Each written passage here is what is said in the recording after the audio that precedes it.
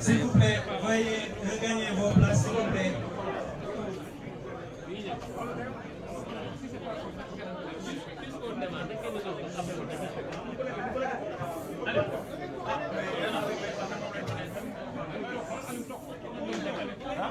S'il vous plaît.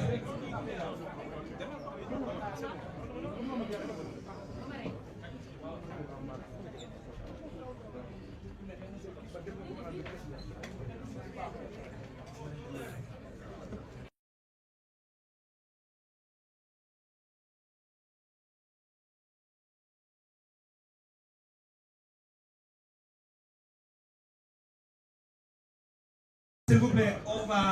va démarrer. C'est bon, silence s'il vous plaît, on va démarrer. Silence s'il vous plaît, on va démarrer. Monsieur le Président, vous avez la parole. Merci beaucoup.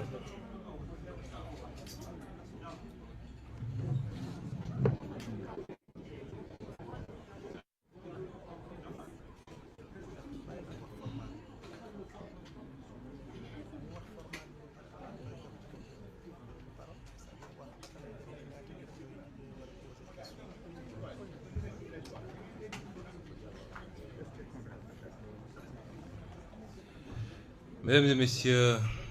bonsoir. Je me permettrai d'adresser mes chaleureuses salutations à toute l'assistance et à travers chacun et chacune ici présent, à tous ceux qui nous suivent à travers les directs et tous ceux qui auront à nous suivre plus tard. Je vais faire mon allocution d'abord en langue wolof parce que j'ai remarqué que lors des points de presse, si vous parlez d'abord en langue française, dès que vous terminez, toute la presse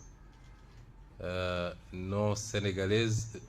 plie bagage parce qu'ils auront déjà eu ce qu'ils veulent. Je vais les punir, ils seront obligés d'écouter la version wolof d'abord et ensuite on fera la version française. Mbokk yi ñu ngi leen di nuyu di leen ziyaara di leen jaajëfal di rafetlu teewaay bi defe naa gëj nañoo am jotaay bu mel nii jotaay boo xam ne ngeen ko xame woon ci ñun ci ay jamono jotaay yu ubbeeku la yu ñuy permettre ñu waxtaan ak askanu Sénégal waxtaan ak àdduna bi li ko waral nag mooy xam ngeen ni ñaari at yu wees dañoo yoroon ay ndomb tànk yoo xam ne tënkoon nañu ci lu bari rawatina ci wàllu politique ba daanaka doonte ñu ngi ko doon def ci anam goo xam ne dafa ànd ak discrétion li ñu dajale fii lu am solo la ndax réewum Sénégal dafa nekk ci lu ñuy wax benn tournant benn jamono joo xam ne jamono ju am solo la ñaari at ak lu tegal ci gannaaw bi ñu génnee ci benn doxu politique bu yàgg boo xam ne suñu parti ci lu mat fukki at taxaw na taxawaayu opposition muy woon taxawaay bu xaw a jafe ci jamono jooju ba ni yàlla defee li muy def ñu egsi mu dénk ñu Sénégal noonee ñu egsi woon dafa juróon benn yaakaar boo xam ne ci réew mi waaye ci Afrique yépp nag yaakaar boo xam ne foo ko natt rek wees na foofu mu juróon mbégte ak yaakaar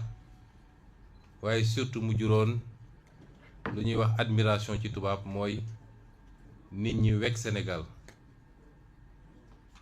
ñépp nag amoon yaakaar ni noonu ñu egsee ci nguur gi doonte yoon bi métti woon na xaaxam yu bari woon na noonu ñu egsee ci nguur gi muy woon guléet ci Sénégal walla sax ci Afrique ki jiite woon yoon wi ñëpp wóolu ko tabb ko Sénégalais yi bëgg ko ba ñëpp yaakaar ni bu dee kuréel gii dafa war a yegg ci nguur ci moom lay jaar yàlla tuddee ko neneen ñu galgal ko gàllankoor ko saa su musaan am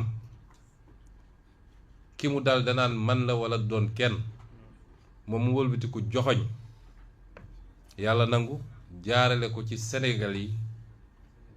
ba Sénégalais yi wóolu ñu jox ñu réew mi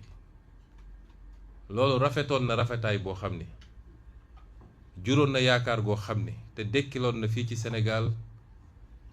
loo xam ne dañ ko xam ci baaxu Sénégal ak aadu Sénégal mooy di bokk di séddale mooy jiital ngor mooy jiital lépp loo xam ne njëriñu ñëpp la loolu ñu andi woon ñaari at ak lu tegal ci gannaaw ba ñu egsi ci bopp réew mi yaakaar googu nag du ma ne yàqiku na waaye bi ñu egsee léegi li may wax ñi fi toog ñépp mën nañ koo seede dund nañ ci loo xam ne méngoowul ak li taxoon ñun ñu jóg waaye ñu muñee ko yàlla waaye duma dugg ci détail yooyu parce que dina am yeneen occasion pour ñu wax leen li xew ndax ñaari at yi ñii toog wër ma yépp ay jëwriñ lañu woon ay ministre lañu woon ànd ak ñun ci gouvernement te ñoom ñëpp nag ànd nañoo ak ñun ci politique ay ati at balaa ñuy egsi ci gouvernement te ñun ñëpp dañoo dundandoo xamandoo moo tax kenn ci ñoom defe naa bi mu bindee démb dafa ne dafa yeweeku bu ngeen ki seetloo semaine passée biñ ma yégalee nii mënumaa wéyal liggéey premier ministre dama leen ne tey dinaa nelaw nelaw yu neex cité kër góor gi ñu ci bari ci ñun soulagement la parce que li ñu dund ak li ñu yaakaaroon ak li ñu woote woon ci ñaari at yi dafa wuute waaye ñu toog muñee ko yàlla te jàppoon ni fi la ñu ngi suñu biir ci biir mun nañu def li tubaab di wax limiter les dégâts mooy fexe ba yàqu bi wàññeeku fi la ñu ngi ci biir it mën nañu fexe ba delloosi xel yi waaye ñu jàppit ni kenn ëppalewuñu ci mbir yi donte ci réew bu am démocratie bu ñu tabbee ki ñu tabb dafa am cëram mu mun a tànn ñeneen ñu muy liggéeyal ñu nangul ko cër googu waaye ëppalewuñu ci mbir mi de buñ ci doon natt defe naa ñi fi toog ñépp mën na am ñu ëppale ko ci walla ñu tolloog moom moo tax ñu toog muñee ko yàlla ak gëm Sénégal bëgg Sénégal ñu nekk ci boobu ba léegi te dogu woon nag ni liy andi liy kiy jël décision bi pour séparation am du doon ñun ak nu métti métti rek ak lu ñu teg rek nañu toog ba su séparation di am du jóge ci ñun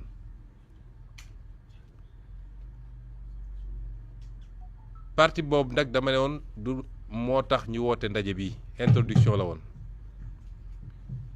waaye dama tudd léegi séparation mooy tàqaliko bi foofu lay démarrer sama déclaration bi boo gisee ñu koy def nag mooy yàlla am na lu ñu wéy ci réew mi am Sénégal yi teg muy man mii jiite ak kuréel gi yëpp parti bi di Pastef jaadu na lu mel nii bu amee te di événement majeur ñu leeral li Sénégal yi war a xam yem nag ci li nit ñi war a xam rek bañ a dugg ci yenn détails yi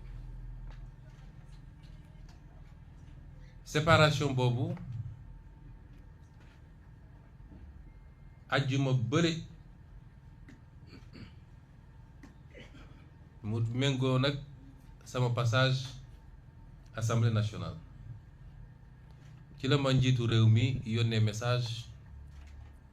ne ma su ma amee jot ma jaar seetsi ko à 15h45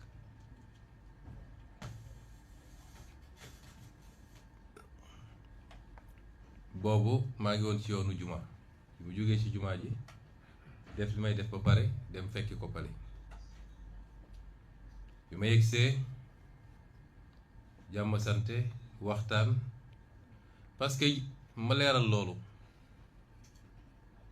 damay faral di dégg ñu naan problème am na ñu ngay xiiroo ñu ngay ŋaayoo waaye de amaana su ma wonee gannaaw loolu di am waaye président musuma toog ak moom ba mu yëkkati kàddu sax walla mu wax lu fort sama kanam loolu musul am ak lu munti am bu ñu toogee dinañu wax nañ daan waxee teg ko ci tey ak dal musuma dem ba yëkkati kàddu goo xam ne dépassé na ko walla ma wax ak moom na mu warul waxee ak moom musul toog ba yëkkati kàddu gu ma dépassé xaw ma nag ku wéet lu muy wax ak ay ñoñam waaye loolu sequñu ko musuñu ko seq donc bi ma ñëwee wax na ak man ci dal ak tey jàmm sante waxtaan wax mbirum famille wax mbirum lépp ba daaneel mu ne ma li tax ma woola mooy jàpp naa ni ànd bi dina jafe ñu continuer ko nii ne na ko mu ne ma waaw mu ne ma yu bari yi nga déclaré tey posé na problème dama dugg ci détail nag waaye xam ngeen yan moo posé problème yu bari yi nga déclaré tey posé na problème man jàpp naa ni ànd bi dina jafe ma ne ko président bismillah noo ko gisee rek nañ ko doxalee noonu parce que it wax naa leen ni noonu suñu bopp à plusieurs reprises suñu xel dem na ci su mënoon nekk ñu yewee ko kon loolu daanaka gestu bu dajeeg wokkatu la ma ne ko aywa bismillah noo ko bëggee rek mu ne ma léegi dañuy doxal ci anam goo xam ne dañuy wax ni ñun ñaar ñoo waxtaan ba déggoo ci mbir mi ni lii moo gën amaana yow mun nga dellu assemblée man ma xool beneen premier ministre ñu liggéey ma ne ko déet mënul demee noonu ndax waxtaanuñu de suñu waxtaanoon ba tënk boobaa su ma génnee dinaa ne waxtaan na ak président déggoo nañ ci lii nañ ko doxalee nii bu loolu amul nag yow génnal nga ne man maa limogé Ousmane Sonko nga assumé ko nit da ngay assumé ndax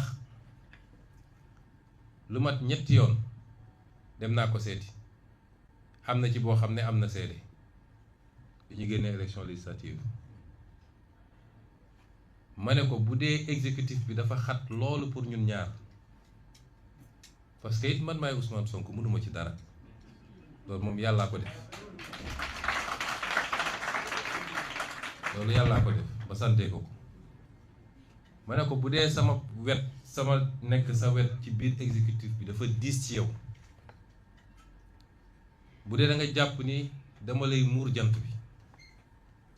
nañu waxtaan man ma dem assemblée fii am nañu ko mën a seede Aliou Sall mii mun na ko seede keneen ak keneen ma ne ko nañu waxtaan ma dem assemblée ñu def ko ci anam gu rafet nag ñu ne ñun suñu waa parti ñoo waxtaan ba jàpp ni lii moo gën te fa may nekk ci assemblée dinaa la jàppale ci assemblée bi waaye lu dul assemblée dossier boo am bu ñu liggéey ba ngoon nga wooba ma fekk la kër ga ñu waxtaan ci ñu liggéey ñetti yoon yi ma ko wax yépp dafa lànk bu tëdd suuf ne ma way du ñu ñëw ba fii mu mel nii danga may bàyyi fii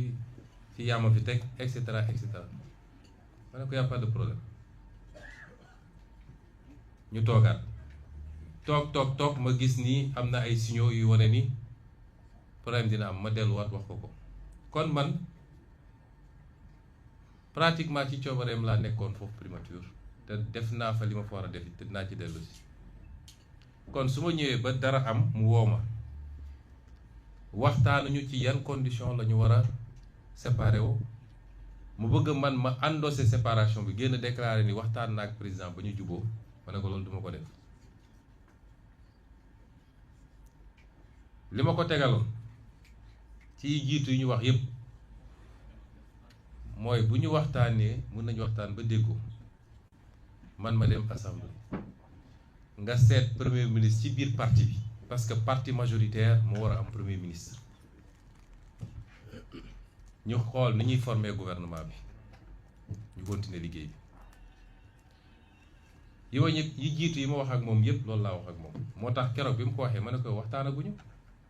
mu ne ma léegi nu ñuy def ma ne ko ñaar moo mun a am soit ñu waxtaan ba tënk wala nga ba ma dem sama yoon nga assumer limogeage xam nga nag ndax limogé naa Ousmane Sonko dafa diis ci yow wala mais su dafa diis ci yow nañ toog waxtaan. mu ne ma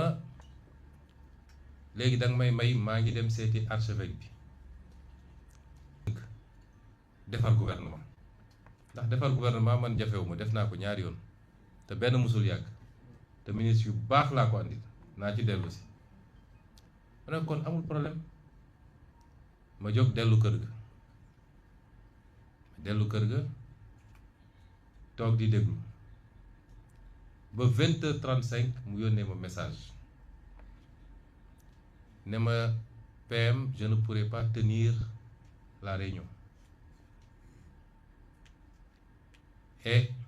je compte annoncer la mesure que je vous ai notifiée tout à l'heure mais je serai disponible demain vers 18h ma ne ko je prends acte ma teg ci 15 minutes gis Omar Samba Ba di lire ab décret mu ne alhamdulilah takk samay bagage ñibbi cité kër góor gi ndax namoon naa cité kër góor gi sax donc noonu la mbir yi demee mu toog ñu toog ñaari fan wala xaw ma ñaata fan la ñaar wala ñett mu annoncé premier ministre waxtaanu ci ak man waxtaanu ci kenn ci parti bi amul kum ci waxtaanal fi ñu toogaat tuuti ma woo Daouda Ngom keroog lundi Arafat defe naa lundi Arafat bi la ma woo mardi ma woo Daouda Ngom ne ko convoquer tous les ministres sortants du parti à 18h ñu waxtaan ci naka la ñuy gérer la suite ba ci yàgg ma ne xam naa ni gars yu bari bés bi dañ ko woor peut-être dañuy ndogu ma ne ko def ko 20h30 ci diggante bi ministre yu bari woo ma ne ma ñun de dañ ñoo envoyé léegi message non dañ ñoo woo Al Aminou Lo woo nañu le président va vous recevoir ce soir à 20h. ñu ne ma qu'est-ce qu'il faut faire may leen bu benn ministre dem wuyu ji ma leen njëkk ne laaj leen ko lu mu leen di doy ñu woo ko laaj ko mu nekk consultation pour un gouvernement may leen bu benn ministre dem parce que fii ñu toll nii tembe président dafa nekk ci booram ñun ñu nekk suñu boor bokkul ak 2024 bi ñuy def gouvernement donc su buggee wax ak ñun na jaar ci bunt ba parti mooy dugg gouvernement parti mooy génn gouvernement ku bokk ci parti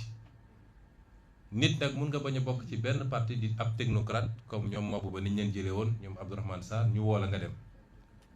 mais parti mooy dugg ci gouvernement Abdou Diouf bi mu bëggee Ablaye dugg dafa waxtaan ak Ablaye ba ñu déggoo mu ne ko demal nga defar sa wàll kooku dem defar wàllam ñëw ne ko diw mooy fii diw mooy fii diw mooy fii c'est comme ça que ça marche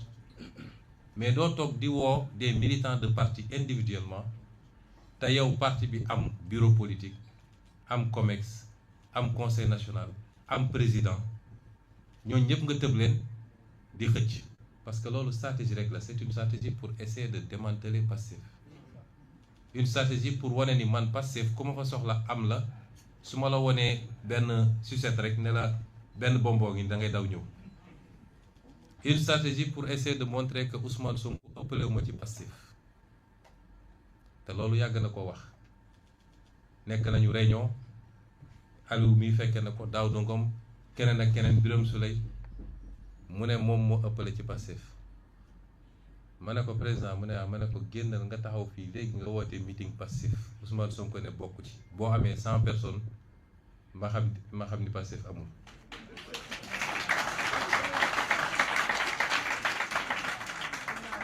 ma ne ko dara amoo ko ci Pastef boo doon am Pastef da nga koy commencé ci Pastef njaga ñaaw bi nga xam ne mënoo ko gañe kon amoo Pastef. Donc stratégie là pour essayer de démanteler et d'affaiblir et tout bi ñu nekkee nguur ba léegi toute la trame de la stratégie mooy tabax coalition fii jàpp ni amoon na lu mu téye ci biir Pastef waxtaan ak ñenn ci waa opposition bi pour créer benn affaire.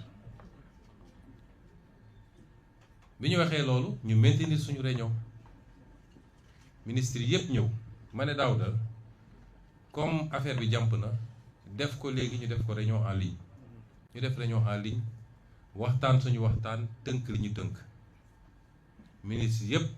d'accord ni loolu mënul am ñu woo Al Aminu ñoom kenn ku nekk ne ko ñun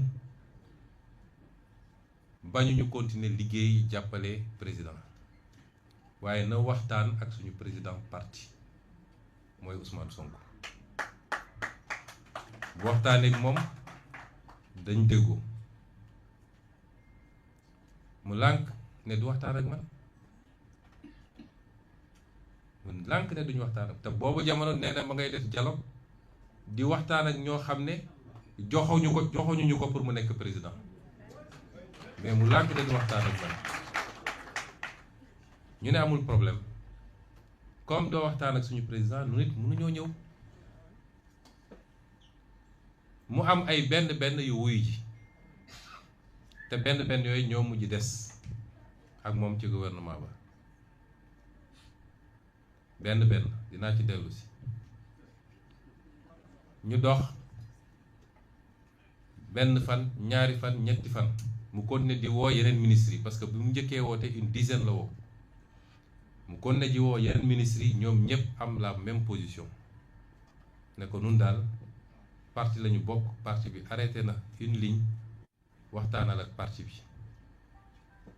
parce que normalement sax même parti bi bu d'accord dugg ci gouvernement bi parti bi mooy seet ñan lay envoyé ci gouvernement bi normalement noonu woowu ma waxul ak man ba keroog gannaaw bu ma defee benn réunion ak ministre yi man maa jël sama téléphone woo ko parce que dama xam ni yenn yi ñëg la du mbirum kilifa te li ñuy toppatoo mbir mu réew mi la dafa kawe ñu bari suñu déggee ni dem naa fa dañ naan noo li tax mu fay def bu doon man rek man sama jëmm bopp kenn yéen ñëpp xam ngeen ni ñàkk ma ful la mais dafa am loo xam ne réew mi la dañuy seet luy intérêt réew mi ma jël sama téléphone woo ko ma ne ko yow yaa ngi woo suñuy ministre suñuy militant kenn ku nekk nga koy woo naan ko ñëwal ñoom ne wax nañ la fi nga war a jaar lan moo tee nga wax ak man ma ne ko léegi comme jàpp naa ni problème bi dafa mel ni léegi yow man nga amal problème te man xaw ma lu ma la def ci àdduna waaye jàpp naa ni yow man nga amal problème dafa mel ni gis ma léegi sax problème la ci yow ma ne ko amul problème parti bi du Ousmane Sonko parti bi du parti bu ndaw léegi désigné naa ay ndaw yoo xam ne recevoir leen ngeen waxtaan te kenn ku nekk ci ñoom jaar nga ak moom foo xam ne weesu na mbirum parti ma ne ko désigné ak Birame Souleye Diop Daouda Ngom Aliou Sall ak El Malick Ndiaye recevoir leen nga toog ngeen waxtaan ñoom xam nañu lan la parti dënk waxtaan nañ ko ba pare soo leen recevoir di ngeen waxtaan mu ne ñooñ duma leen recevoir parce que respecté wuñu ma dama leen woo ñu bañ.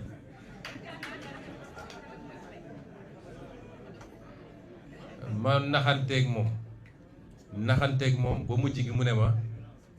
man duma leen recevoir waaye Al Aminu na leen recevoir ma woo Birame Souleye ne ko wol Al Aminu ngeen dem toog wax. ñoom ñu dem toog wax ak Al Aminu wax ak moom ci poñ yi nga xam ne parti bi loolu mooy préoccupation. Al Aminu ne leen yenn yi mu ne leen lii mun na demee nii yeneen yi mu ne leen il faut ma wax ak kilifa gi. ca ëllëg sa Al Aminu woo Birame Souleye woo El Malick Ndiaye ne leen président nee na dégg na lépp te dina woo Ousmane wax ak moom. dégg na lépp te dina woo Ousmane wax ak moom. ma ne baax na ñu toog woowuma ci diggante bi mu commencé waat woo ministre yi ak secrétaire d'État yi mu jotul woon woo ak yeneen membres du parti yoo xam ne nekkuñu woon ci gouvernement bi ne leen ñëw wuyu suma palais daanaka ñooñu ñépp tontu ko benn tontu bi ba mu des kenn ci deuxième vague bi. alors ma ne naa toog jàpp sama njàmbur ñu toog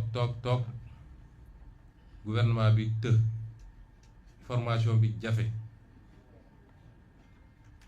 ba barki démb ci guddi vers 23h mu am ñu ma woo ne ma wéy waxtaan nañu ak président dina la woo mais bu la wooyee jël ko rek man kay amul problème bu woowee dinaa jël. man amuma problème boobu du man maa am problème ci woote bi mu wootee nuyoo jàmm sante ne ma non dafa bind message ne ma bonsoir président pouvez-vous passer au palais tout de suite ma tontu ko ne ko mënuma ñëw tout de suite ndax guddi na waaye su ëllëg mën naa ñëw à 8h incha allah. loolu tax démb ma dem fa bi ma xëyee ma dem fa 8h ba midi on était ensemble on a discuté loolu lépp nag bu ma ko defee c'est parce que te bi ñu toogee wax naa ko nee naa ko su doon yow dong ak man dong du ma fi ñëw mais li tax ma ñëw mooy li ñu seq muy Sénégal te xam naa ni gouvernement boo def. bu Pastef bokkul turu gouvernement lay doon waaye yoroo réew mi pour éviter yooyu yëpp nag moo tax ma ñëw te it ministre yi ñu la yéene te ñu liggéey ak yow li ci ëpp ci ñoom liggéey ak yow ñaari at xam nga seen xarañteef xam nga seen engagement xam nga seen njub moo tax ma ne naa ñëw ñu waxtaan ñu toog waxtaan. kon lii dama fàttali processus bi. péripéties yi duggaguma ci fond bi foofu la ñu jaar bi ñu toogee waxtaan nag dama ko fàttali li nga xam ne moom la ñu tegoon ci suñuy loxo ndaw ñu waxtaan ceeg Al Aminu parce que dañoo jàpp ni ñun 2024 bi ñuy jël nguur les planètes étaient alignées mooy président Pastef la woon bu amul sikki sàkk mu tàbb premier ministre boo xam ne premier ministre Pastef la bu amul sikki sàkk ñu ànd ci programme boo xam ne moo ñu andi woon fii ci nguur gi ñu former suñu gouvernement waaye ñaari at daw na lu bari feeñ na ba ñun ñu gëm ni moom dafa def virage nekkatul ci programme Pastef en tout cas pas totalement ci programme Pastef dafa def virage ci wàllu politique ndax wan na gannaaw Pastef dem di yóotu leneen ak ñeneen kon bu ñu naree àndaat il faut waxtaan bu yees boo xam ne dañ naan ci yan anam la ñuy ànd yan consensus la ñuy am ban programme minimal la ñuy am lan la kenn ku nekk di bañ ak lan la kenn ku nekk di nangu moo tax bi ñu toogee dama ko ne politique àdduna ba mu daj science politique dafa am des règles yoo xam ne du lu ñuy laam-laame mooy ku yor majorité mooy former gouvernement loolu mooy règle ci àdduna kon ñun ñoo yor majorité. France ñaari yoon ñuy def cohabitation bu njëkk Mitterrand dafa ñëw ñàkk assemblée devant Chirac mu def cohabitation désigner Chirac premier ministre mu former gouvernement ñaareel bi mu am mooy moom Chirac perte élection législative devant Jospin loolu mooy règle universelle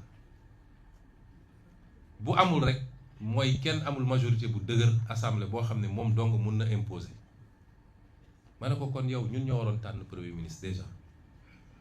te yàgg naa la ko proposer bu dee Sonko nga amal problème Sonko mun na écarter wu mais nga bàyyi Pastef tànn premier ministre ñi fi nekk ñëpp mun nañ nekk premier ministre nga xëy tànn premier ministre boo xam ne consulté woo sax Pastef te xamul suñu histoire politique moom dégg naa ko démb mu ne day joxe leçon. li ma koy conseillé mooy na yem ci chiffres yi ndax boobu ba léegi maa ngi rafetal lépp rafetul nag waaye maa ngi rafetal nuñ bi ñuy sonn di daj lu ne moom feneen la nekkoon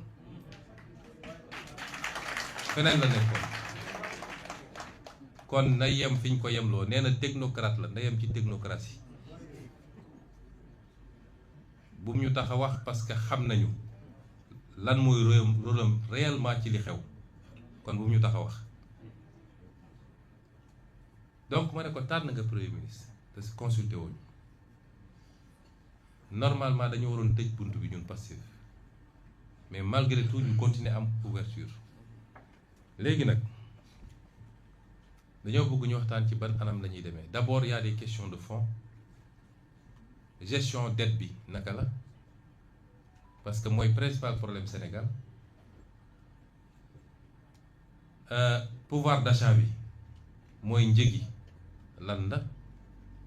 ak nuñ koy doxalee renégociation yu ñu entamé te mu àndil ñu satisfaction yu bëri naka la problème mu justice ak reddition des comptes bi nga xam ne dañ cee teg tànk te xam nañ fu mu jógee naka lañ koy doxalee yooyu ñeent yi gën a am solo la mais am na yeneen yoo xam ne yu ñu yitteel la ne ko nañu waxtaan ci yooyu bu ñu génnee ci yooyu nag ñu doog wax ci gouvernement bi ci boppam mu ne way yooyu mun naa ci tontu bor bi ñun jëluñu ci benn engagement ak FMI nit ñi ñoo ciy wax lu ne ñu wax ko mais ñun jëluñu engagement ci restructuration waaye bu demee ba mënatuñu it dinañ dem ci restructuration ma ne ko dégg naa mu ne njëg yi même réponse waxuñu ni dañuy yokk njëg yi tey wala suba waaye bu ñu demee ba mënatuñu dinañ yokk njëg yi ma ne ko ñaar dégg naa renégociation yi mu ne fañ ca nekkoon dañ ko continuer waaye am na ay problème parce que recevoir nañu ñaar ba ñetti notification de contentieux et cetera ma ne ko renégociation ak contestation ñoo ànd waaye sur 50 dossiers boo ci amee 3 contestations kon ça veut dire que alhamdulilah ñu dugg ci justice bi déggoowuñu moom jàpp na ni justice ak reddition des comptes bi lépp baax na problème amul ma ne ko kon du ñu avancé ci wàllum justice demal nga laaj Sénégal yi lan mooy seen perception ci justice wax ma justice reddition des comptes rek waaye ba ci justice ordinaire bi demal nga laaj Sénégal yi lan mooy seen perception te ni ma gisee mu doxal ak ki mu teg ci justice bi je n'ai rien contre lui muy woon avocat am te tey dossier yu bëri yi nga xam ne mi ngi foofu ci parquet financier moom moo leen doon défendre wala moo doon dox diggante yi sama xel du dal ci justice bi ma wax ko léegi mu leer madame la ministre de la justice ngi nii xam na lu mu daj ci mbir mi te lu mu liggéey ba sonn nit ñi jaar ci kawam joxe ay instructions yu contraire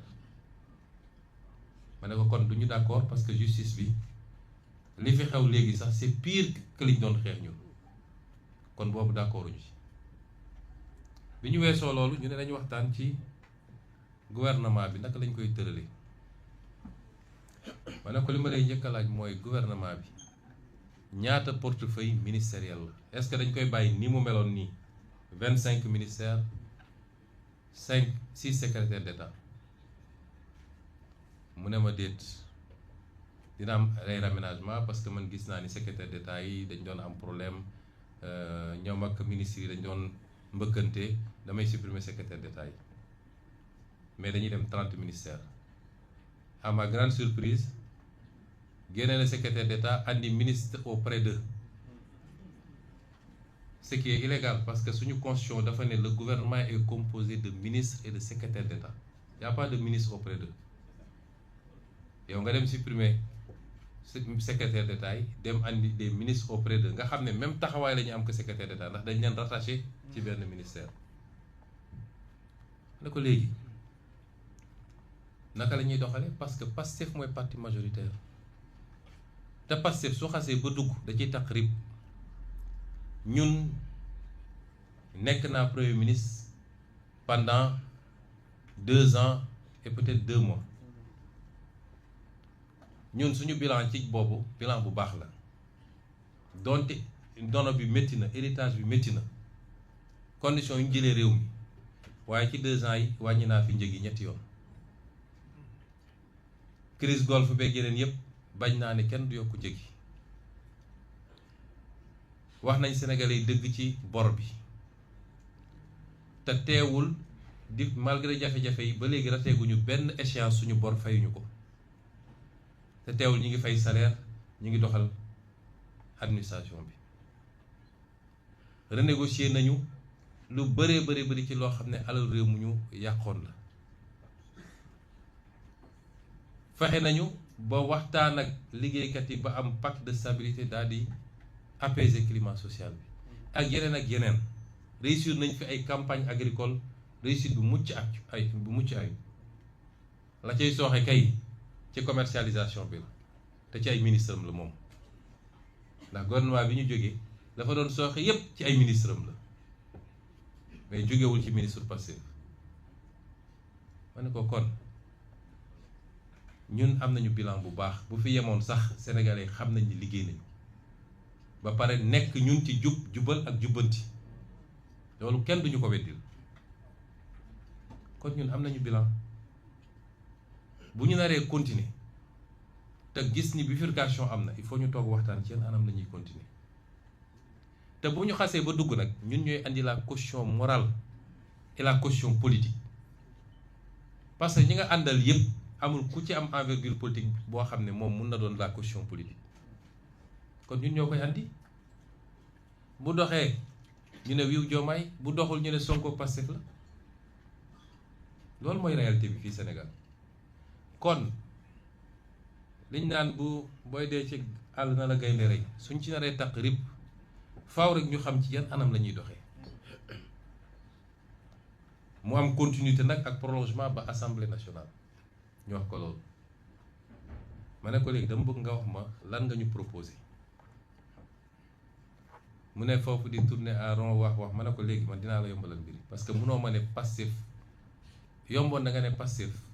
je vous propose tel ministre tel nombre de ministère bi la mais li ma jàpp mooy ñi nga njëkk a woo di leen doon consulter 7 la ñu woon li ma jàpp mooy 7 nga bëggoon jox Pastef ci la may doog a ne waaw loolu na ma ne ko léegi ñun ñooy yenu mbir mi ñooy doon caution politique bi ñooy couvrir à l'Assemblée nationale te su bu tàngee ba tàng yow doo wax de sa allié du wax de Ousmane Sonko mooy génn ne lii la Sénégalais yi mën koo dégg nga bëgg a def gouvernement 30 ministères ne da ngay jël 7 rek jox ko Pastef ñun dañoo génn ci gouvernement boo xam ne 20 ministères la ñu yoroon sur 31 20 ministères plus la primature parce que loolu mooy jaadu loolu gëmu ni mën na nekk parce que yow li nga bëgg mooy li ma wax keroog assemblée c'est de faire du Pastef sans Pastef Pastef faire valoir lay doon coloration Pastef nga bëgg bu ko defee lu am ñu ne Pastef est solidairement responsable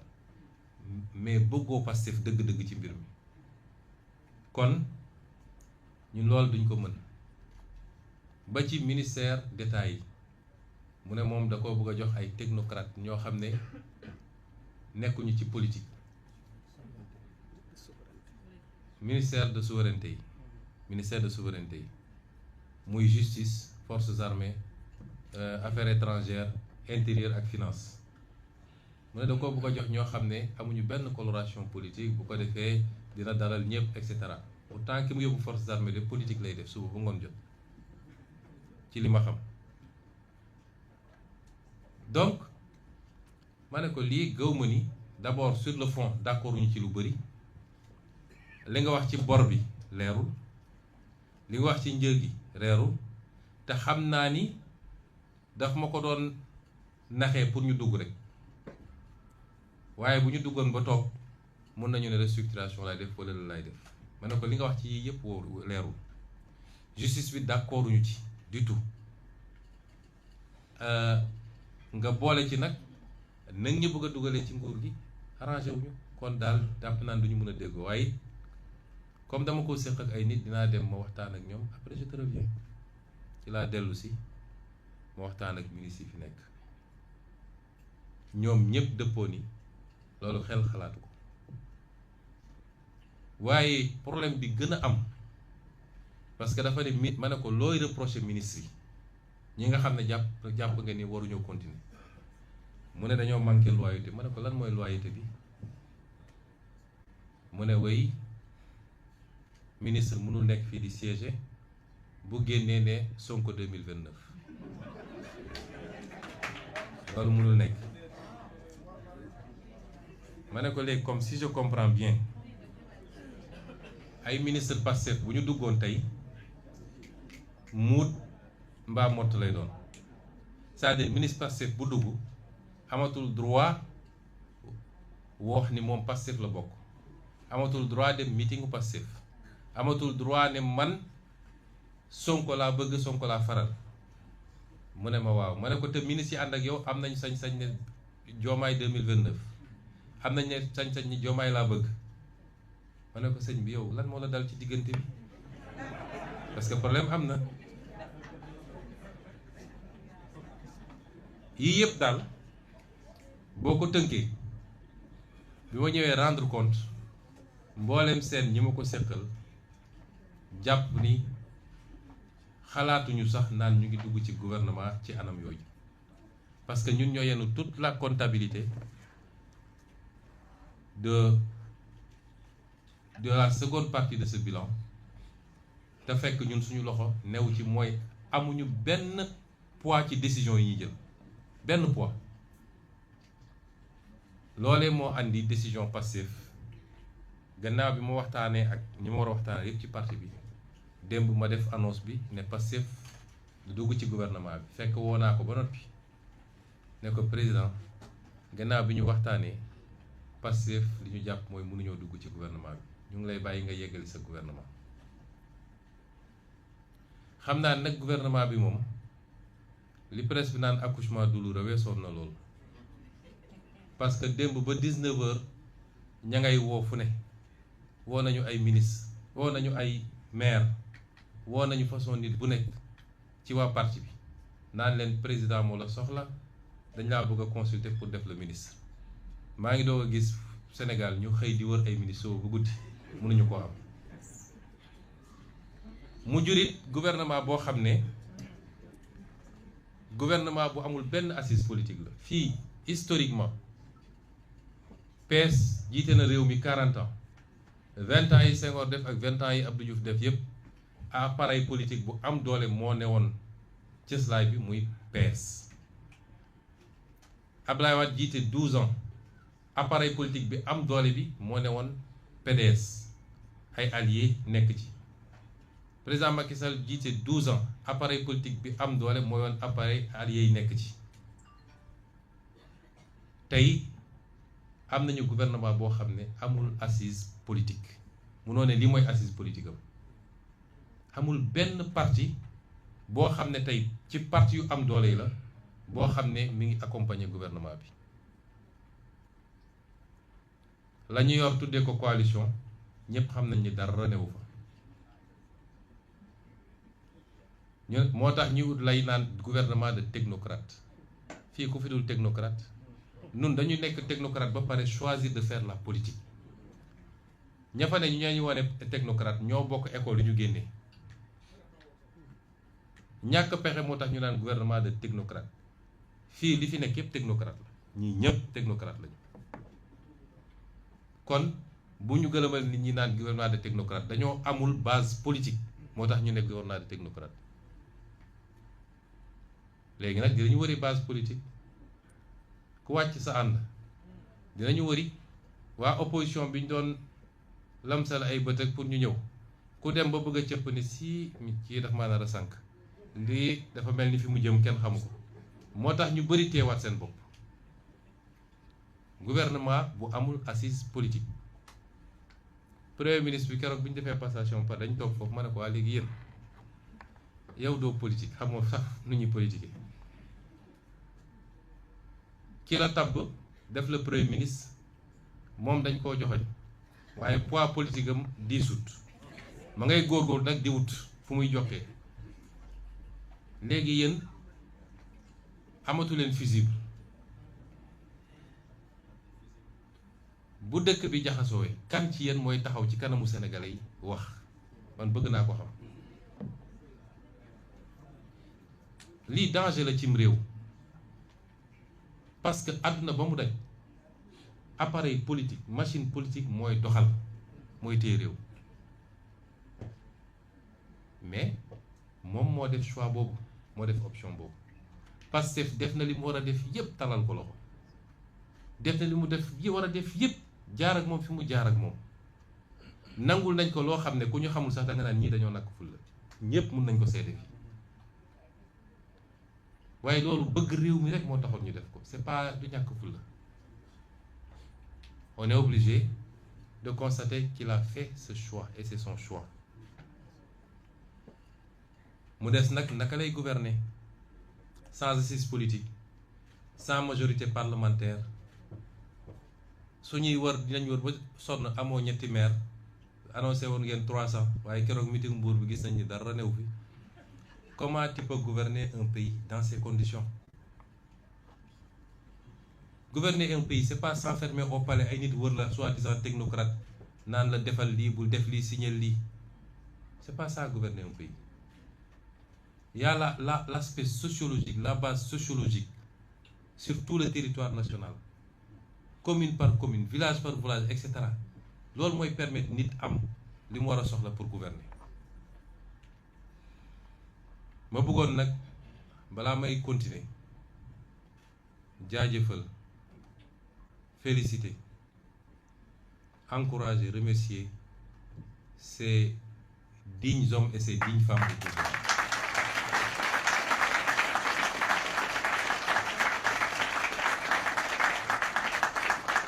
dama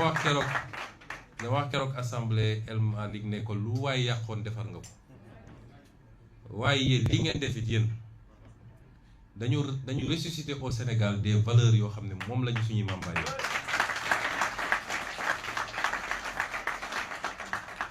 dignité xam sa bopp loyauté am fierté ci li ngay def am gëm-gëm loolu moo andi turu Pastef pas-pas la moo tax ñun ni ñuy politiquer bokkul Pastef pas-pas la pas-pas mooy lu ñuy fas ba mu dëgër li ñu gëm dañ koo fas ba mu dëgër dugal suñuy xol ñi fi nekk ñépp bu ñu amoon lu leen gënal dañuy nekkaat ci gouvernement di liggéey pas pour les avantages mais parce que kenn ku nekk sumboon nga liggéey boo xam ne commencé woon nga yàq leen li waaye bu ñu leen bàyyi woon mu yegg dina baax trop ci Sénégal ñi fi nekk ñépp kenn ku ne su amoon sañ-sañ dëgg ak mën-mën lu bokkul ak situation bi ni mu demee day dem continuer liggéey ñu ci bari pare woon nañ pour def ko sans salaire parce que suñu leen waxee lu ñuy fay ministre fii doon ko gëm mais ils ont fait le choix de rester dignes de rester sur la ligne du parti te nag loolu mooy Pastef parce que xale yi nekk ci mbedd mi di jaay carte di jaay bracelet di massifier waruñu ñoo gën a gore te yoruñu benn responsabilité fay ñu leen salaire yu mel nii mooy permettre ñu dellu si wane ni ñu ñëpp ñoo bokk valeurs yi te valeurs yi bougé wul maître ña dem nag ma leeral ko parce que gis naa ñuy essayer indi confusion naan y a des ministres de Pastef qui ont siégé benn ministre Pastef siégé wul ku fa toog sa bopp nga fa toogal toogaloo fa Pastef de ku fa toog sa bopp nga fa toogal te Pastef dafa am ay procédure dinañ ci jaar ba traité seen cas ñoom ñëpp ba traité seen cas waaye amul kenn koo xam ne Pastef nga fa toogal seeni ministre bopp lañu. Pastef a 0 ministre dans ce gouvernement mu wax ko mu leer amuñu ko fa. La suite nag mooy naka la ñu war a doxalee mbir yi. Pastef est un parti responsable, le premier parti de ce pays. Pastef bu bëggee bloquer réew mi mun na bloquer ci anam yu légal laa wax nag bu ko bëggee mën na ko waaye ñun loolu taxu ñoo jóg Sénégalais yi soxlawuñu loolu réew mi métti na parce que ndono bi déjà moo diis ñun waroon nañu tal leneen lu dul tout le temps matin midi soir ay combine politique président dama ko ne keroog bi ñu la falee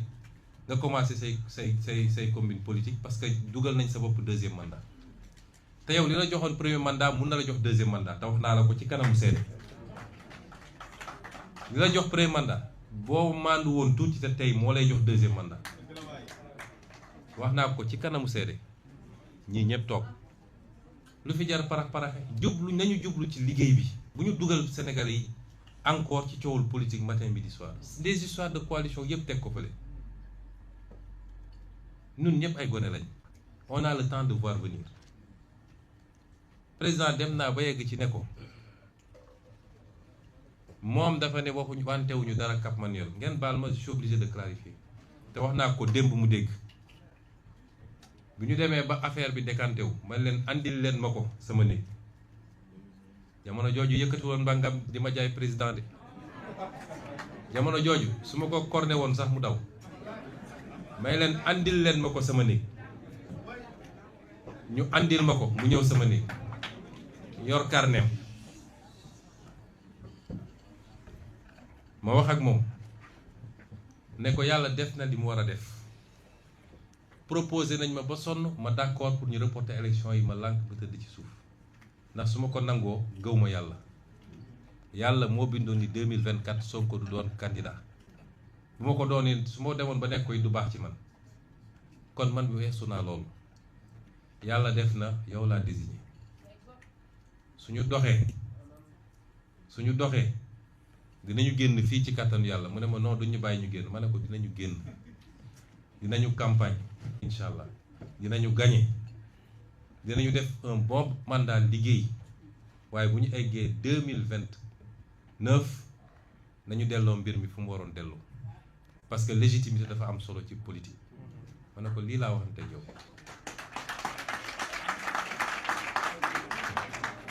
billaahi wallaahi watallaahi li may wax bu amul yàlla bu ma xeeñtu àjjana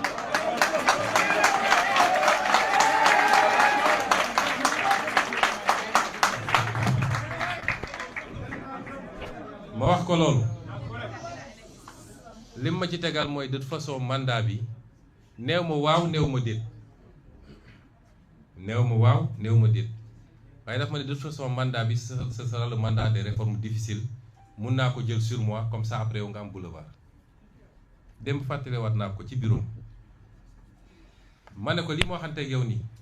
dinaa fexe ba ñu andil ma Birame Souleye ak El Malick ak Abbas ñu fekke ko parce que dama bëgg seede mu ne ma sama diggante yow jarul seede su ma la naree wor ci politique ma bàyyi ndax dinaa ci seet Ousmane mii ma la tudde noonu la demee te lii waxaat naa ko le 10 juillet palais le 8 juillet dama def sama première déclaration King Fahd mu andi coow gu bëri boobu xam naa lu kenn xamul ñi ñëpp sax mere woon nañ ma ci fekk man gis naa liñ doon togg ci suuf mu ànd ak nitam yooyu loolu taxoon ma def sama déclaration le 14 juillet ñii jël initiative Amadou Chérif Diouf mu nga fa woon Ayib Daffé Alioune Sall Birame Souleye bëri woon nañu ñoom Ngagne Demba ñoom El Malick ñu ñëw toog ma fàttali ko devant témoin ne ko yow lii laa waxante woon nag yow Cap Manuel ñu génn toog tuuti ma ñëw ne la maa la waxoon lii mais bu dee teg nga sa tànk fi nga ko war a teg respecter parti bi respecter ligne parti bi liggéey 2029 man maay déclarer sa candidature man ñu defal le deuxième mandat ma wax ko devant témoin ma ne ko nag comme boobu ba léegi yow loolu doyu la wala nga jàpp ni dañ lay nax ba tax nga dem dugg ci yeneen man 2029 yàkkaluma kenn bu soobee yàlla jour boobu li mu ci teg li ma wax nii xam nga seede bii am na seede li mu ci teg jour boobu dafa ne suñu yàlla mayee ñu dund ba 2029 maay doon sa directeur de campagne mu wax ko ci kanamu seede man xam naa ni gëm ko mais noonu la demee kon ñun yàq taxu ñoo jóg parce que bu yàqoo ñun la yàqul Pastef moo takk càq bi bu yàqoo ñun la yàqul Pastef bu soobee yàlla 2029 ak schéma boo munti xalaat bu soobee yàlla Pastef dina continuer mission kon ñun ñun mënuñoo bëgg mu yàqu xanaa kay keneen ay nekk fële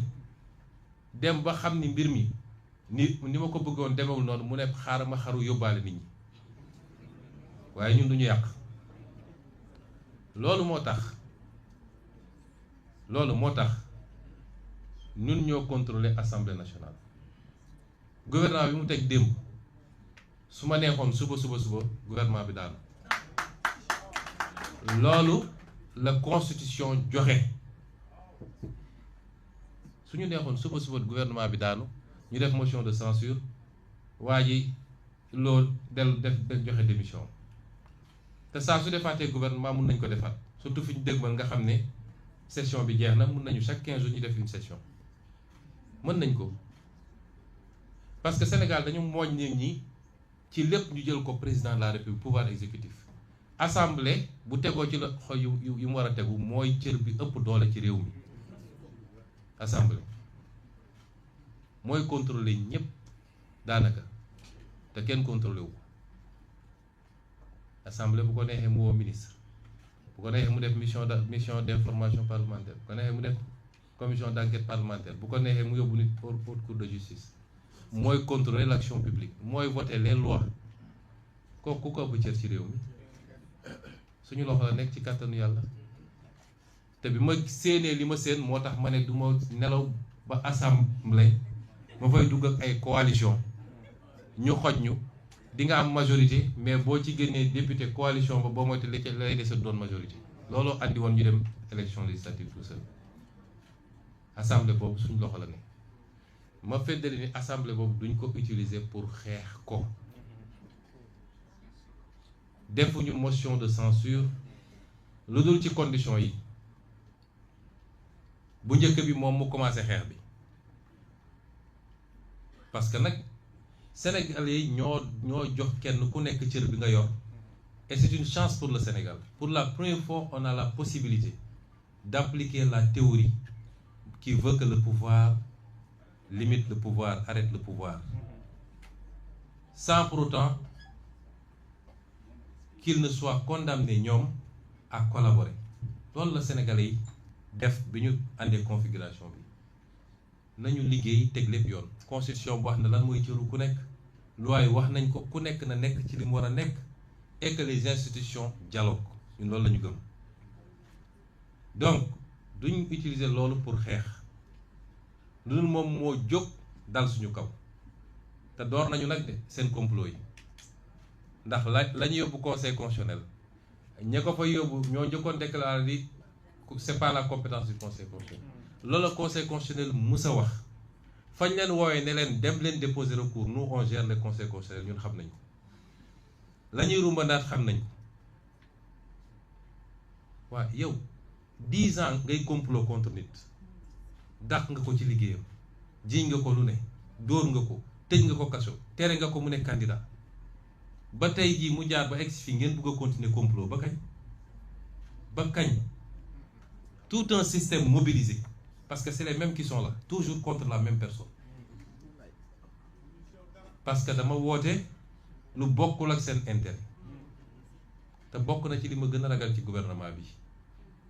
nekk naa 2 ans premier ministre li ma bloqué ci ay musiba su ma ko waxoon fi ngeen jaaxle fi mu ne nii course lay doon bambu la ku nekk di essayer lok waaye l'Assemblée nationale veillera au grain autant que possible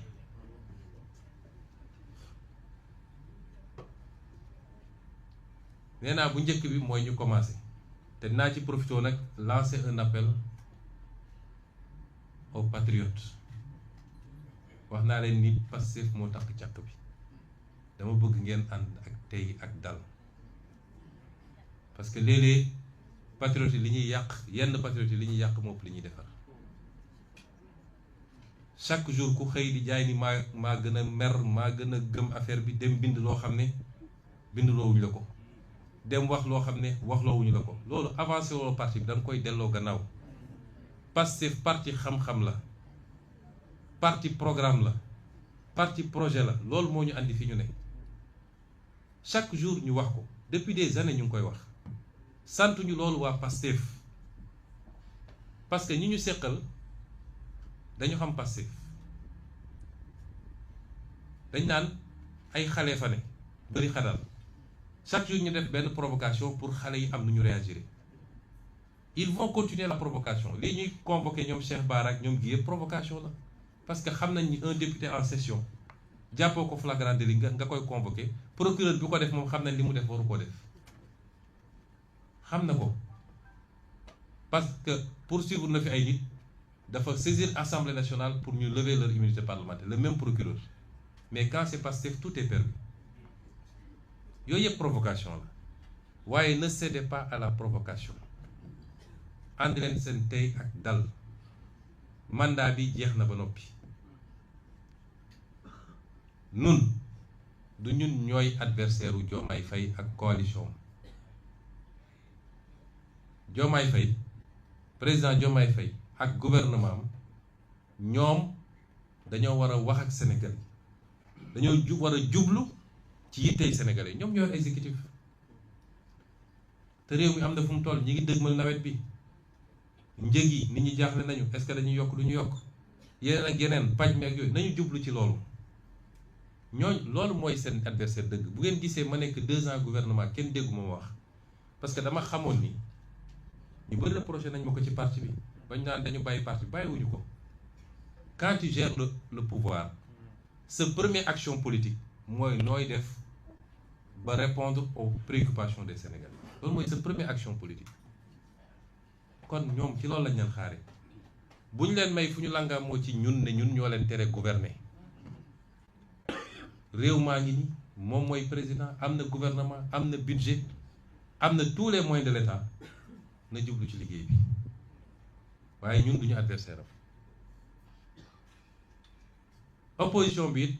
xam naa ni fi mu ne nii jaaxle nañ parce que ñoom li ñu bëgg mooy opposé wu à Sonko ak Pastef ñoom loolu la ñu bëgg léegi nag jaaxle nañu parce que ñun suñu positionnement mënatoo xëy ne Sonko la mënatoo ko te bëgguñu daal ci Diomaye parce que ñu ngi xool nu ñuy naxanteeg moom pour ñu def seen i dil moo tax ñoom jaaxle nañu foofu lañ toll ci Sénégal kon ñun waa Pastef buñ may gaa yi lu ñu defee loolu mais bu dee ñoom dañoo utiliser les moyens institutionnels et légaux yu ñu yor pour jubal ko ci ñun ne dañuy xeex ñu nit nañu utiliser les moyens institutionnels et légaux yu ñu yor répondre soo gisee may wax li Sénégalais yi laay waxal damay bañ ëllëg ñu ne instabilité am na te Pastef la du Pastef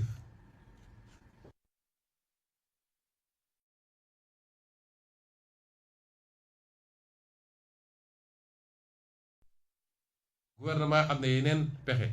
bu jëlee ay moyens dal ko ci ñun dañu utiliser suñu moyens ñu nit ci cadre boobu mais su loolu amul nañu responsable ñun ñëpp te ñu xalaat Sénégalais yi ñu jublu ci liggéey bi loolu rek la ñuy suggérer j'ose pas dire conseiller président Diomaye ak ñi mu àndal kon bu ñu tombé ils vont faire de la provocation commencé nañu déjà yaakaarul si dul loolu mooy fexe parce que li ñu bëgg a andi mooy image Pastef parti fitna loolu la ñu bëgg a andi man maa ko jàngal politique xam naa ni muy xalaatee bu leen tombé ci piège yooyu nañu continuer doxal terrain bi liggéey bi suba ngoon guddeeg bëccëg boole kook suñu bilan ak yaakaar gi sénégalais am yaakaar ci ñun ba léegi parce que def nañu une bonne partie li ñu war a permettre ñu yor les leviers de la révolution il faut ñu yeggale ko juste kon loolu xel lay àndal bu ñu duggee ci yenn yi même les bailleurs ne viendront pas les investisseurs ne viendront pas chaque jour ngeen gis Bloomberg note yi mu def ci Sénégal wala telle agence bu ñu duggoon tey ci cycle ñu naan dissolution am na tey amaat na ëllëg au moins sur 6 7 8 mois yi ñu jëm dara du ñëw Sénégal loolu nag amul lu ko jar surtout si dee ñun dañoo gëm ni ay patriotes lañu c'est l'ultime solution mais il faut que ñi ñu jàkkaarloo aussi ñu raisonnable ñu xam ni yàlla moo tudd nii kenn ku ne mu am lu mu la jox nga téye ko kon nañu rafetal jëm kanam lancer aussi le mot d'ordre mooy sama dernier kàddu aux patriotes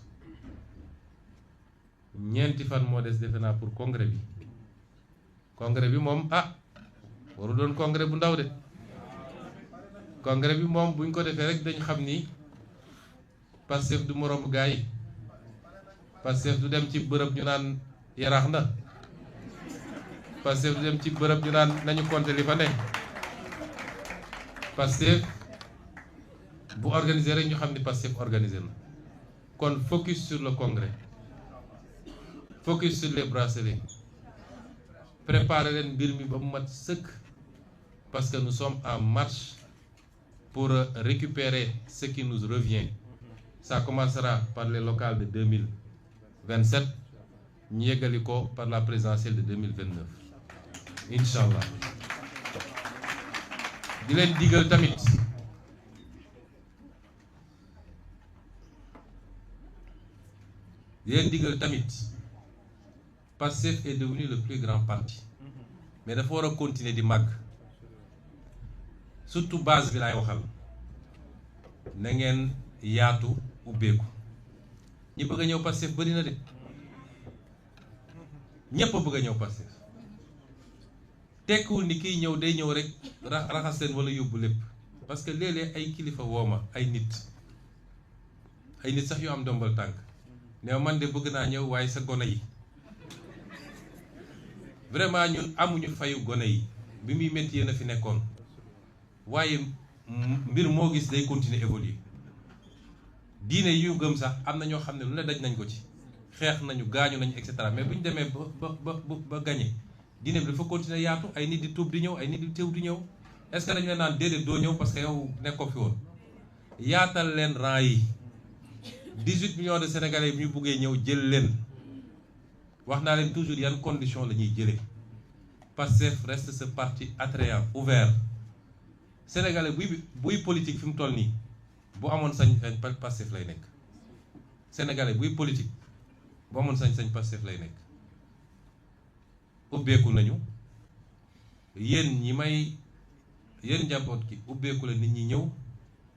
ngeen ànd ceeg yaatu yéen ñii di ñëw it ñëw leen avec humilité xam ni da ngeen fi fekk ñoo xam ne daj nañu lu mburu dul daj ci taal ngeen jox leen cër ñu ànd liggéey parce que ce pays a besoin de toutes ses forces pour une révolution pas une alternance mais pour une alternative daaneel ci DG yi ñu ma koy fàttali parce que Pastef tey ci état bi du ministre yi kese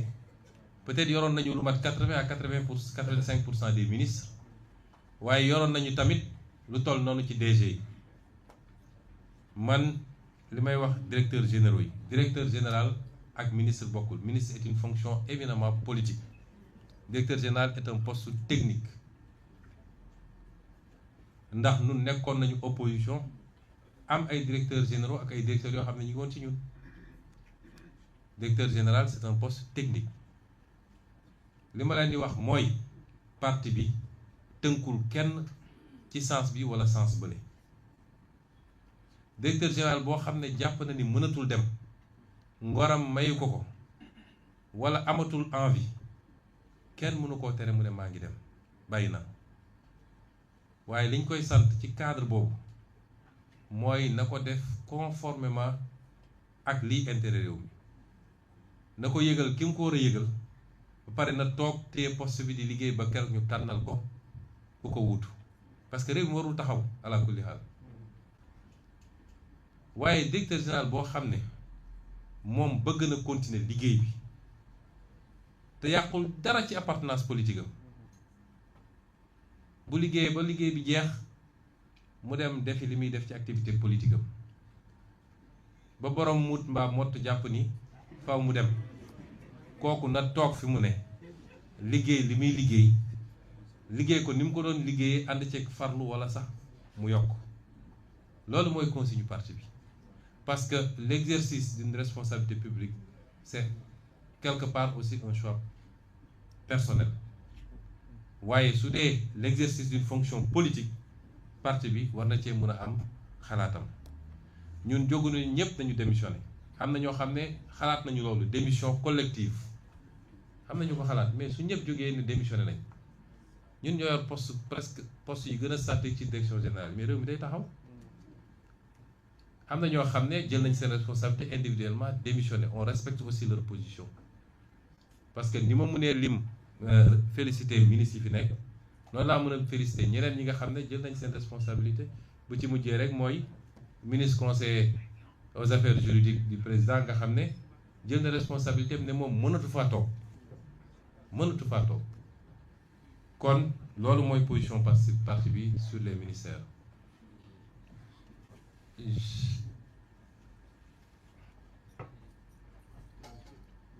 Je vais résumer pour la version française, elle sera moins longue, rassurez-vous. Nous avons tenu cette déclaration pour édifier les Sénégalais sur un certain nombre de choses par rapport à ce qui se passe actuellement. Comme vous l'avez suivi, il y a eu une évolution politique notable ces derniers jours. Le vendredi, coïncidant à quelle date? Le vendredi 22 mai 2026, le président de la République, son Excellence Bassirou Diomaye Diakhar Faye, m'a convié en tant que Premier ministre à une audience au Palais de la République. Je m'y suis rendu aux environs de 16 heures. Nous avons échangé et il a exprimé son souhait de mettre un terme à notre collaboration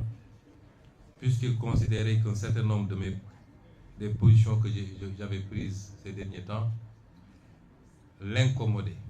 posaient problème. J'ai pris acte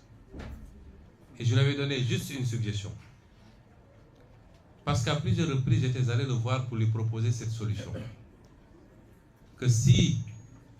le marigot était trop étroit pour nous deux, on avait une solution, une alternative. Moi, j'aurais pu me décaler et repartir à l'Assemblée nationale parce que j'avais mon mandat de député intact. Même si au moment où je parle, les gens magouillent pour pouvoir obtenir du Conseil constitutionnel une décision qui serait la plus unique que cette institution aurait rendue pour essayer de revenir sur ce mandat, ce qui est inacceptable. Parce que de 2016 à maintenant, les mêmes institutions, les mêmes organes, les mêmes leviers ont été utilisés pour comploter contre ma personne, pratiquement depuis que je suis en politique. Les mêmes leviers ont été utilisés pour me radier de la fonction publique, pour me fomenter des dossiers judiciaires,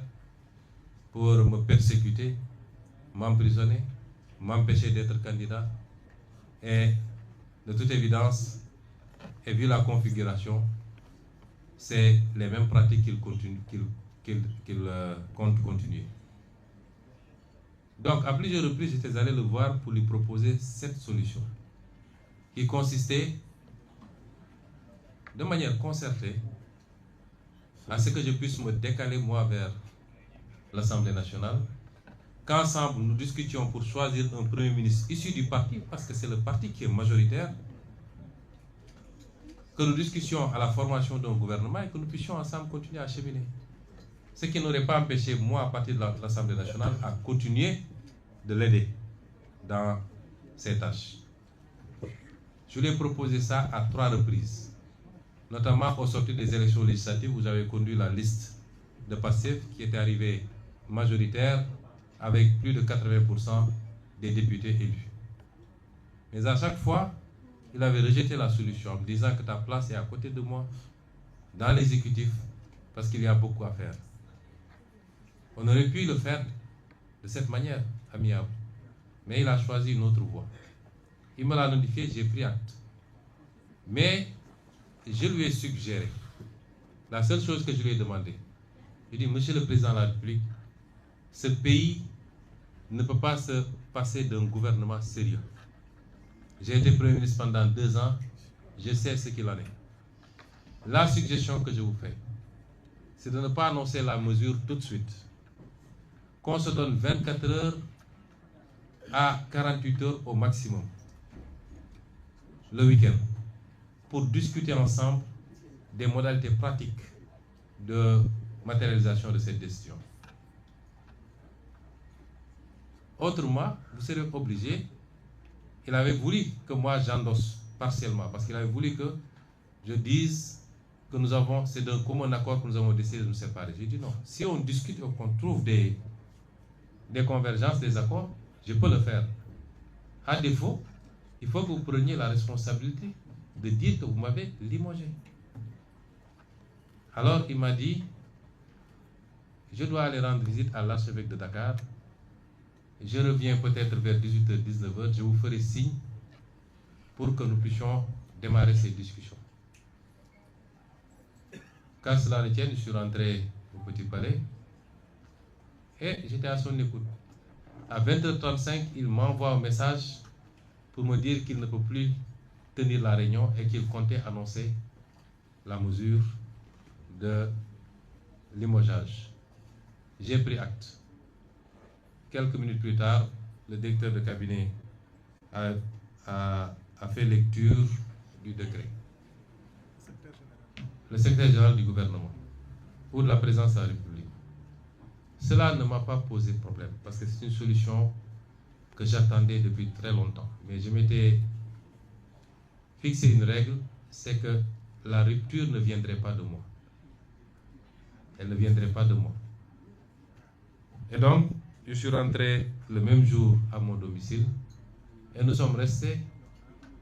chacun de son coin pendant au moins 3 jours, si je m'abuse. Jusqu'au lundi.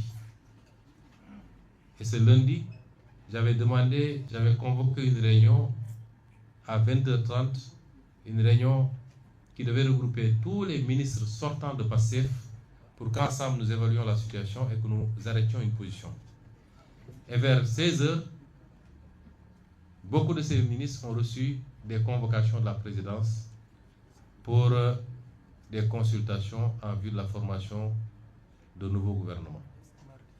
Le mardi, beaucoup d'entre eux ont reçu. Ils m'en ont fait part et je leur ai demandé de ne pas s'y rendre. Parce que ça ne se passe pas comme ça. Il est clair que désormais, le président est dans son camp et nous sommes dans notre camp. Donc, s'il veut parler avec Pastef, il faut qu'il passe par les canaux autorisés. Pastef est un parti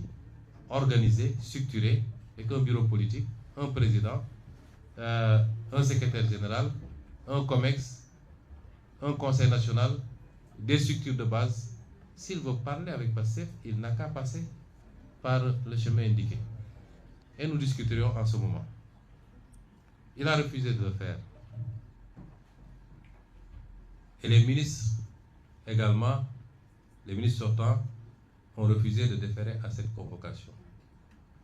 Ce qu'il a conçu comme un manque de respect de ses propres mots. Il considère que ces ministres lui ont manqué de respect. Parce qu'ils ont choisi la ligne d'un parti à la convocation du président de la République, d'après ce qu'il a dit. Et nous sommes restés dans cette situation pendant 2 autres jours. Et c'est moi qui ai pris l'initiative de l'appeler. Je l'ai appelé et je lui ai dit, vous connaissez bien le parti PASTEF, vous savez comment ça fonctionne, vous y étiez. Le parti PASTEF est très organisé. Quand le président Macky Sall a souhaité me rencontrer en tant que président de PASTEF, lors de l'épisode de la Covid, je lui ai dit, vous étiez là. On a convoqué le bureau politique pour apprécier.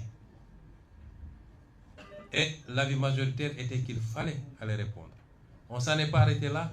On a fait une conférence avec l'ensemble des 46 départements qui ont donné leur opinion. Ensuite, avec la diaspora. Chacun a donné son opinion et l'avis majoritaire, c'était qu'il fallait répondre à cette convocation. C'est ça qui m'a amené, pour la première fois au palais à une rencontre avec le président Macky Sall. Et c'est comme ça que ça se passe. Quand le président Diouf a voulu avoir le président Wade dans son cabinet, dans son gouvernement, il l'a appelé, ils en ont échangé, ils sont accordés sur l'essentiel. Et ce président Wade, on lui a notifié les portefeuilles ministériels et il a choisi ses collaborateurs. C'est comme ça que ça se passe. Donc vous ne pouvez pas venir contourner le président du parti, les instances du parti, appeler les gens individuellement. Or, nous ne vous avons pas fermé la porte. Si vous m'appelez, malgré tout ce qui s'est passé entre nous, toute la discourtoisie qu'il y a eu dans nos relations, et malgré tout ce qu'on a fait pour vous, mais malgré tout, si vous m'appelez, je viendrai répondre. Et on discutera. Il a refusé en disant qu'il ne recevrait pas. Je lui ai dit maintenant, j'ai l'impression que le problème est devenu un problème personnel. Je ne sais pas qu'est-ce que je vous ai fait. Je ne sais pas pourquoi il y a une fixation sur ma personne. Je ne sais même pas si c'est une fascination. Je ne sais pas quel est le problème. Mais je m'écarte et je désigne 4 membres du parti qui sont tous des caciques de ce parti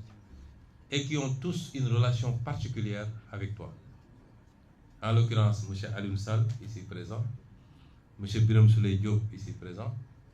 M. Daouda Ngom et M. El Malick Ndiaye. Il m'a dit, je ne vais pas les recevoir parce qu'ils m'ont manqué de respect. Car cela ne tient. J'ai essayé de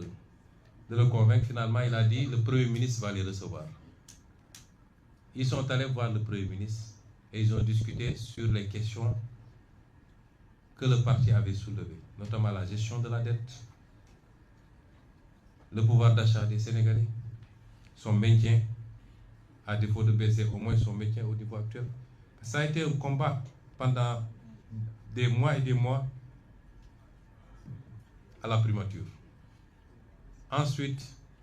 la question des renégociations des contrats stratégiques du pays, sur laquelle nous avons eu des résultats appréciables. Et enfin, la question de la justice et la reddition des comptes, qu'on avait promis aux Sénégalais, mais qui est totalement sabotée depuis qu'on est là. Et sabotée de l'intérieur. Ce qui fait qu'en 2 ans, il n'y a rien qui a été fait au niveau de ces dossiers. Rien de consistant en tout cas. Il dit, ces questions, c'est des préoccupations du parti. On a discuté, il a pris l'engagement en disant qu'il m'a avoué qu'il n'avait pris aucun engagement, lui et son ministère des Finances, vis-à-vis du FMI,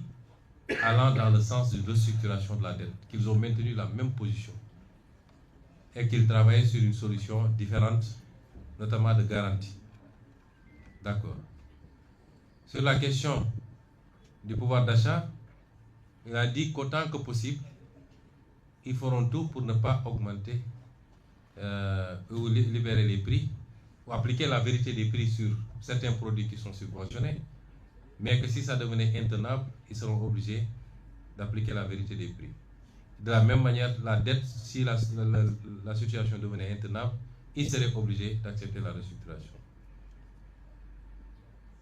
À propos des négociations, il a dit que rien n'a changé, sauf qu'il faut qu'on regarde au cas par cas parce qu'on commence à avoir des notifications de contentieux. Et enfin, à propos de la justice, il considère qu'on a la meilleure justice du monde. Je ne parle pas de la justice de manière générale d'ailleurs, parce que je sais qu'il y a d'excellents avocats, d'excellents magistrats qui font bien leur travail, et Madame le ministre de la Justice le sait. On parle spécifiquement de dossiers que vous connaissez. Et lui, il considère que ça se passe très bien, ce qui n'est pas mon cas, et ce qui n'est pas le cas de la majorité des Sénégalais qui considèrent qu'il y a un problème de justice dans ce pays. Et le casting qui a été fait au niveau du ministère de la Justice ne nous rassure pas, parce que voilà un acteur qui était au cœur des dossiers traités par certaines juridictions. Moi-même, j'ai eu à être contacté plusieurs fois par rapport à certains dossiers. Mais nous allons apprécier. Nous avons nos doutes, mais nous allons apprécier. Et nous ferons le nécessaire à partir de l'Assemblée nationale, rassurez-vous. Donc, toutes ces réponses sont en demi-teinte. Et sur la dernière question, elle n'est pas convaincante. Ça veut dire que je n'ai pas été convaincu. Ensuite, nous avons discuté du gouvernement. Je lui ai dit, PASTEF est le parti majoritaire qui détient 130 députés sur 165 à l'Assemblée nationale. C'est le parti majoritaire. En démocratie, si les choses se passaient normalement, si vous avez un problème avec le Premier ministre, si c'est le Premier ministre lui-même qui vous pose problème, vous demandez au parti majoritaire de désigner un autre Premier ministre et de former un gouvernement. Et je vous l'avais proposé depuis très longtemps. Vous ne l'avez pas fait et vous êtes allé prendre un Premier ministre qui n'a rien à voir avec notre combat. J'en profite pour lui demander de rester technocrate, de sortir du jeu politique, puisqu'il a été choisi pour être un technocrate, d'après ce qu'on nous dit. Il n'a qu'à s'en limiter à ça, parce que je sais beaucoup de choses sur ce qui se passe et ce qu'il fait. Par courtoisie, j'ai été très courtois avec lui jusqu'à présent. Il ne faut pas qu'il nous provoque. Monsieur le Premier ministre Al-Amin Lo, restez à votre place. Le champ politique n'est pas le vôtre. J'ai dit, vous n'avez pas choisi. Vous n'avez pas donné la possibilité de choisir. Vous choisissez sans nous informer. Et malgré tout, on ne boude pas. Pour la formation du gouvernement et la courtoisie de nous appeler, on discute. Moi, je suis décalé, je n'ai pas de problème, mais je suis le président du parti. Et si tu ne veux pas parler avec moi, mais accepte de parler à mes émissaires. Il n'en a pas voulu. Donc, depuis temps-là, il a demandé, il a accepté que les émissaires rencontrent le Premier ministre. Ce qui a été fait, celui-là a enregistré et a promis de rendre compte au président qui ne reviendra. Le lendemain, il a appelé pour dire que le président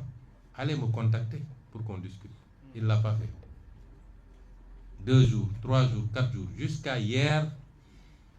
avant-hier nuit, il m'a envoyé un message vers 23h pour me demander de passer au palais. Ce que je ne pouvais pas faire. Et on s'était donné rendez-vous le lendemain, c'est-à-dire hier matin à 8h. Je me suis rendu, nous avons discuté de toutes les questions que j'ai soulevées. Il a donné les réponses que je vous ai dites. Mais ensuite, on a discuté de la formation du gouvernement. Il dit, nous sommes le parti majoritaire. Qu'est-ce que vous mettez sur la table? Parce que nous, si on s'engage, c'est nous qui donnons caution politique au gouvernement. Parce que je ne vois pas de formation politique digne de ce nom, capable aujourd'hui d'assumer la place de PASTEF. Et on ne peut pas former un gouvernement, gérer un exécutif sans une assise politique sérieuse.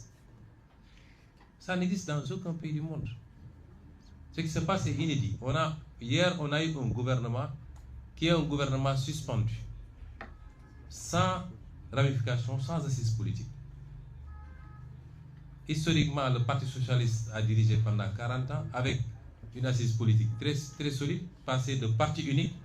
jusqu'à la perte du pouvoir. Le PDS pendant 12 ans avec un parti démocratique solide et des satellites autour. L'APR pendant 12 ans avec la même configuration. Mais dites-moi, aujourd'hui, il y a quoi autour de Bassirou Diomaye Faye? Aucune légitimité politique structurée, sérieuse, capable de jouer ce rôle. Donc, si l'exécuter. J'ai dit d'accord, mettons les choses sur la table. Même ça, il n'a pas été en mesure de me le dire. C'est moi finalement qui lui ai dit, si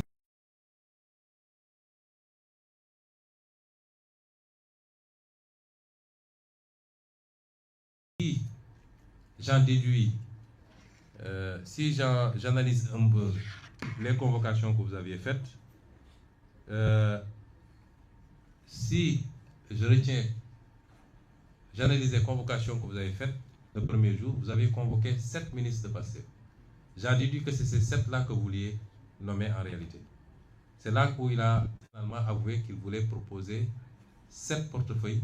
sur un gouvernement de 30 ministres avec 0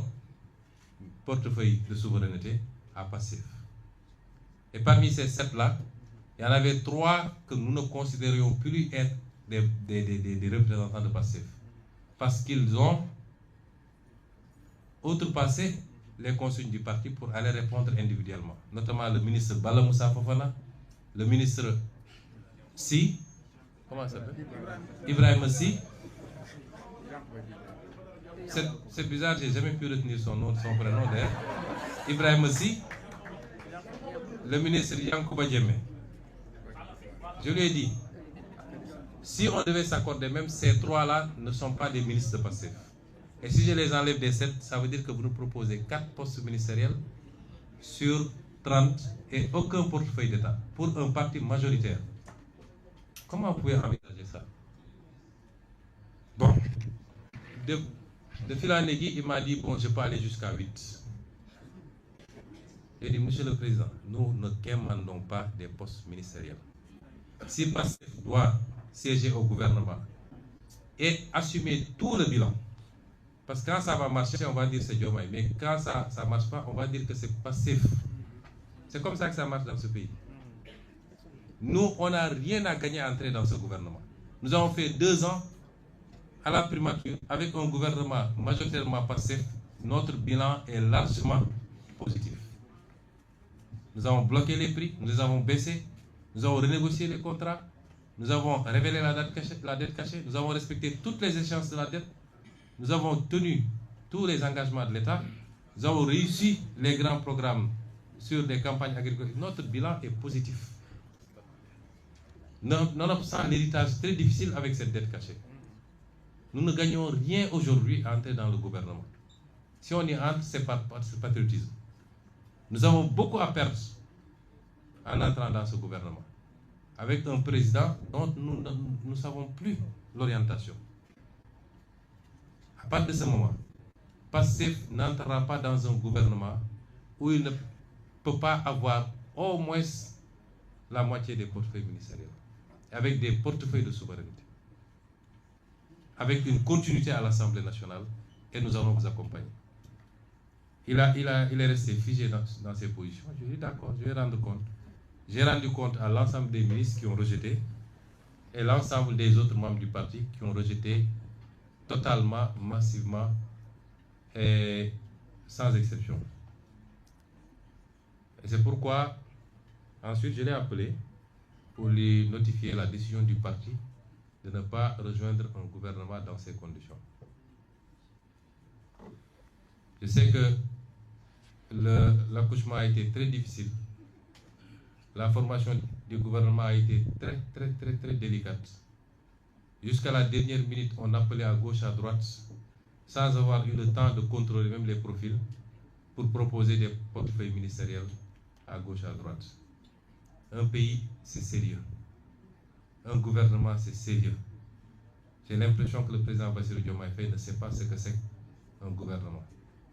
On ne forme pas un gouvernement dans ces conditions. Hier, jusqu'à 19 h, des militants de PASTEF, ici et de la diaspora, m'ont contacté pour me dire le président vient de m'appeler, il me dit qu'il va me mettre dans son gouvernement. On ne forme pas un gouvernement à la légère. Et c'est pourquoi nous avons un gouvernement qui sera difficile. Et c'est parce qu'ils savent que le gouvernement n'a pas d'assises politiques, c'est pourquoi ils disent qu'ils ont fait un gouvernement de technocrates. Tous les politiques sont des technocrates. Moi, je suis inspecteur des impôts, Birame Souleye est inspecteur des impôts, Yassine était fonctionnaire aux Nations Unies, ainsi de suite. Aliou Sall est ingénieur informatique, lui, il est juriste. Tous les gens qui sont là, Daouda Ngom est professeur à l'université, nous sommes tous des technocrates. Ceux qui sont là-bas n'ont rien de plus que nous avons choisi de faire la politique eux pas. C'est ça la réalité. C'est du saupoudrage. Alors, quelle est la suite? Nous sommes obligés de cohabiter.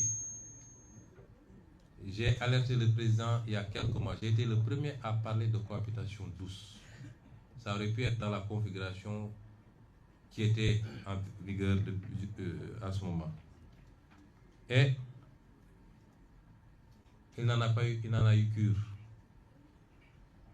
Nous sommes, qu'il le veuille ou pas, dans une situation de cohabitation. Il n'a pas un seul député à l'Assemblée nationale sur 165. Un seul. PASTEF a 130 députés sur 165. Ça, si ça n'impose pas la cohabitation, ce serait quoi la cohabitation? Il faut qu'il arrête qu'on le pompe pour lui dire c'est toi le président, tu as tous les pouvoirs. Il n'a pas tous les pouvoirs. Il n'a pas plus de pouvoir que les autres d'ailleurs, actuellement, dans la configuration actuelle. Il faut qu'il redescende de son piédestal et qu'on se parle en responsable, dans l'intérêt de ce pays. Ceux qui le poussent à aller vers une guerre ne lui rendent pas service. Je lui parle en tant que grand frère, je ne parle même pas du président. Ils ne lui rendent pas service. La politique a ses règles. Dans tous les pays du monde, on est obligé. Même dans les pays où le régime est présidentiel strict, comme aux États-Unis, quand le président perd les élections de mi-mandat, il est obligé de faire avec un congrès où il est minoritaire et il négocie pour ne pas avoir de shutdown et qu'on lui adopte son budget. C'est ça la démocratie. Parce que c'est la volonté populaire qui s'est exprimée et qui a dit je confie l'Assemblée nationale à cette force politique. Il faut respecter cela. S'il ne le fait pas, il va nous entraîner vers une crise dont le pays n'a pas besoin. Les Sénégalais sont fatigués. Ce qu'ils attendent de lui, en tant qu'exécutif, avec son gouvernement, son budget, c'est de faire moins de politique politicienne. Et malheureusement, il s'est encadré de gens qui ne font que ça, et de se mettre au travail. Nous sommes là pour l'accompagner. Et c'est pourquoi j'ai dit tout à l'heure que si je le voulais et si PASTEF le veut, demain, en tout cas dans 72 heures, ce gouvernement peut tomber. Parce qu'on a la possibilité de censurer. Mais on n'est pas dans des histoires de vendetta. Nous nous préoccupons d'abord de l'intérêt supérieur de ce pays. Et c'est pourquoi nous ne censurerons pas. Nous allons les accompagner. Et je lui ai dit ça hier dans son bureau. Ton adversaire, ce n'est pas nous.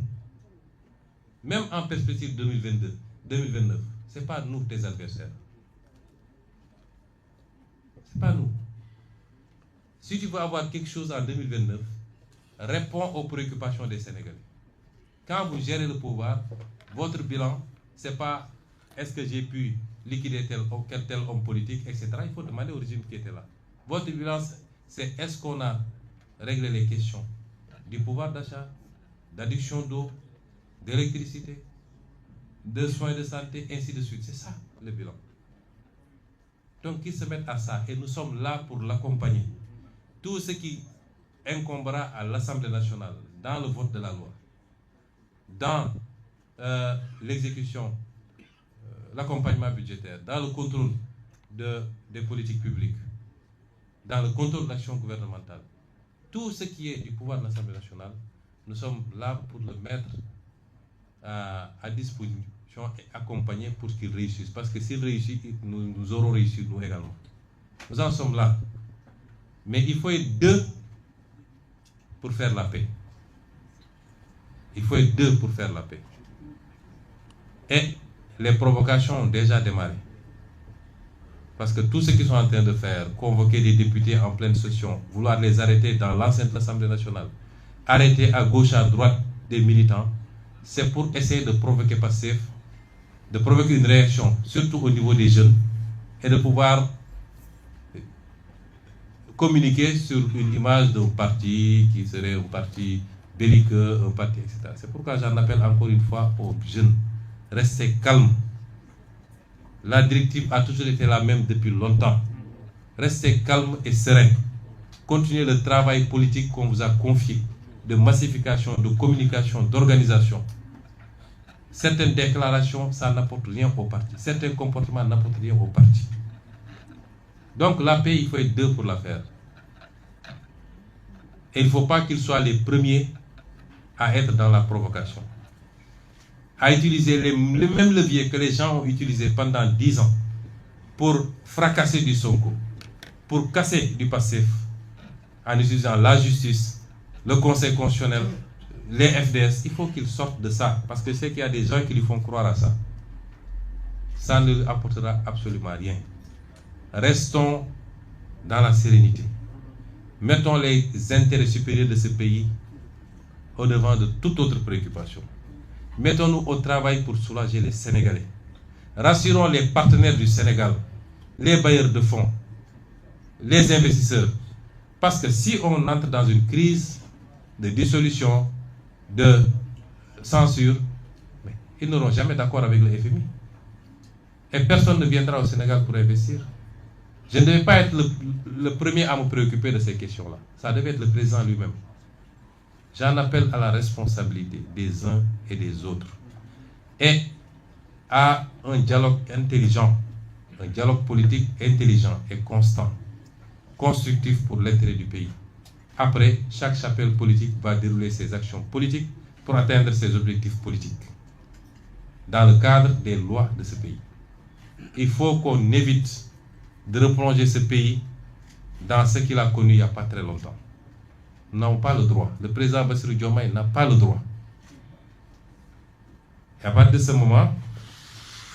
je voudrais dire également que je voudrais rendre hommage d'abord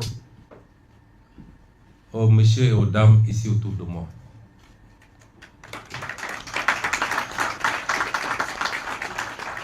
Partout au Sénégal, partout en Afrique, votre attitude a été saluée. Parce que c'est pas courant en Afrique d'avoir ces postes. Je disais ce matin que Pastef est en train de hisser le jeu politique au Sénégal à un niveau qu'on n'avait jamais imaginé. Souvent on voyait dans ce qu'on appelle les grandes démocraties, ces configurations, etc. Tout le débat, est-ce qu'on peut le faire, le réussir tous ensemble, avec l'opposition, avec le pouvoir, sans abîmer nos institutions et sans rouvrir la porte au vieux démon. C'est ça le débat. Mais ce qui se passe actuellement, c'est un niveau de démocratie qu'on a rarement vu, même ailleurs, dans ce qu'on appelle les grandes démocraties. Et on le doit à Pastef. Tout ça, on le doit à Pastef. Et donc, ces hommes et ces femmes ont rendu aux Sénégalais leur dignité, leur fierté, de pouvoir dire qu'il y a toujours des Sénégalais qui sont comme ça. Des Sénégalais que rien ne peut compromettre. Les Sénégalais qui savent qui ils sont, qui ont des convictions fortes, qui ont un honneur et une dignité. Ils en font partie. Le président de l'Assemblée nationale a posé le premier acte l'autre semaine, aujourd'hui, sur 20 ministres de Pastef, plus de premiers ministres, ce qui fait 21. Il n'y en a que 5 qui ont cédé aux sirènes du pouvoir. 5. C'est un exploit qu'il faut saluer à sa juste valeur. Je ne vais pas revenir sur les DG, je crois que le message est passé à Wolof. Et je voudrais terminer par réitérer mon appel aux militants, aux militantes et aux sympathisants et sympathisantes. Restez calmes. Restez calmes. Aussi bien sur le plan verbal que sur le plan comportemental. le projet PASTEF est le projet majoritaire dans ce pays. Et c'est le projet qui est le mieux en perspective pour rafler toutes les élections à venir. Ne cédez à aucune provocation. Restez calme.